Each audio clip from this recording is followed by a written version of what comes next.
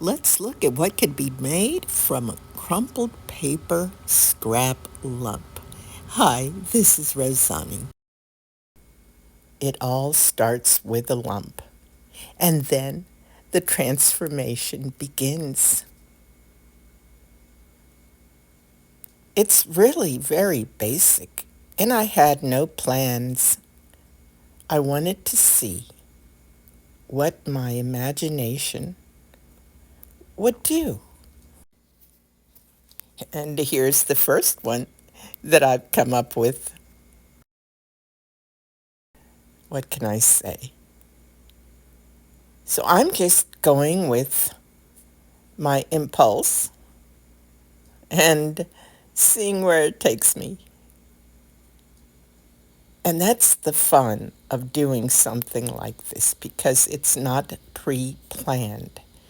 It's a way to use up your scraps. I mean, that's what I've been doing. I have so many of them, and then I just hate to toss them. There's a mixture in this one of all types of papers that were just crumpled together. So I make these odd shapes and then see if I could turn them into different things. And that's the fun of it. Sometimes I surprise myself. I never know what it's going to turn out to be. But I do have a basic idea. Once I get going, it's just so much fun. Now, this will take a little while, but not too long, because, of course, there is drying time to consider.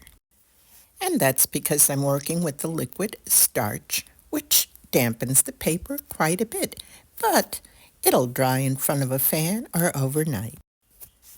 So I'm preparing some workshop tutorials on how to work on these lumpity bumps. They are Papier Mâché pals, and they're not just made in one style. There are different types that you can make. And of course, that's where your own imagination and creativity comes into play. You'll be able to create anything you want, starting with the lump. So think about making one of your very own. And you can make it whimsical, spooky, however you like. But mainly just have fun during the process. And now this little guy is turning into a kind of a trollish goblin creature. And I'm exploring possibilities as I go. And you can see, he is disfigured. And that's the beauty of it. It adds to his character. So it's important to just let your creativity guide you and see where it takes you. Just let it go. And you can sculpt along with me. I'll provide you with the tutorials and some basic instructions, and the rest will be up to you. So whenever you're ready, let that fun begin. And I'm going to continue showing you a little bit more as I work on this piece. And I'll do that in a follow-up video.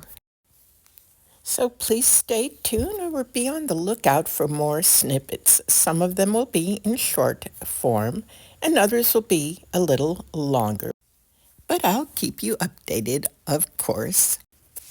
And meanwhile, if you have any questions and would like to take a workshop, let me know and I'll send you the link. So thanks for having been here with me, and I do hope to see you next time. Bye for now.